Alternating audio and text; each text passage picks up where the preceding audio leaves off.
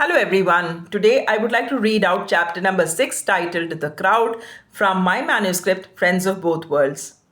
It was around Mother Mary's feast at one of the churches in Bangalore. The 10 days of feast were special to me. Every year I went to the church for the novena. Mother Mary had always been kind enough to bless me with whatever I had asked for. This time my prayers were for my studies. I used to go to the church after school. One evening, on my way back home, I was shocked to see Shanti standing amid a crowd. Something about it felt wrong instantly. My hands began to tremble. I felt my face tighten as though it was shrinking inward. The crowd was shouting slogans on the road, loud and restless. Shanti was holding a flag or a banner in her hand. Crowds had never frightened me before, but this one did. It was noisy, unpredictable, charged with anger. I knew such gatherings could turn violent without warning. The police could arrive, lathis could be raised, people could get hurt, and Shanti alone, vulnerable, responsible for three children and her mother, stood right in the middle of it. I wondered why she was doing something that felt so unsafe. Every time I saw her in a role I couldn't understand, my trust wavered. This time she hadn't seen me. I silently prayed for her safety.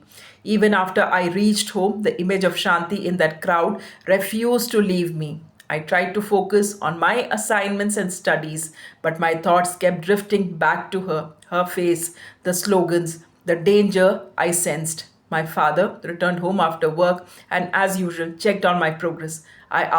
He asked about my studies and looked through my timetable for the upcoming exams.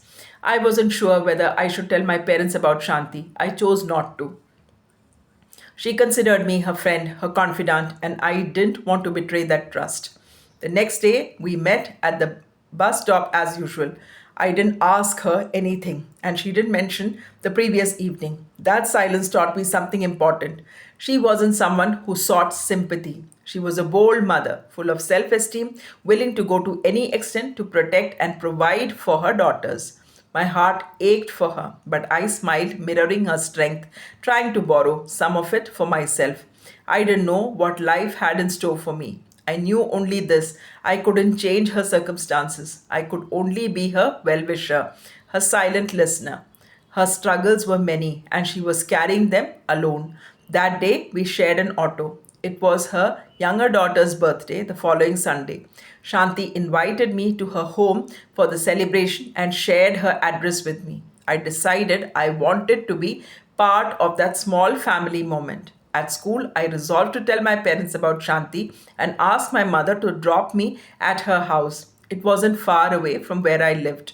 The school day passed as usual, with books, friends, casual conversations, and routine laughter.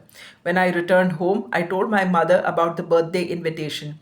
She was reluctant at first and refused outright to send me to a stranger's house.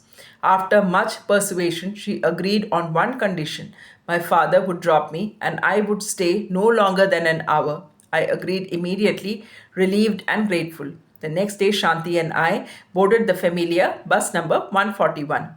We talked for most of the journey. After school, I went to the church again. Along with my prayers for my studies, I prayed for Shanti, for comfort, for peace, and for a miracle that might ease her burdens. Slowly, she had found a place in my heart. She wasn't family, yet she had left an imprint on my life and changing how I looked at women and their struggles, the daily battles so often ignored by the world. The thought of a husband living happily with another woman made me deeply uncomfortable. I wanted to ask him how he could abandon someone like Shanti, but I knew my place. I was no one in his life, perhaps not even truly in hers. I was just a stranger, and a stranger has no right to question, no matter how deep the injustice is. That was the lesson the world taught me. Do let me know your thoughts about this story by writing in the comment section. That's all for the day. Thanks for watching and thanks for your time.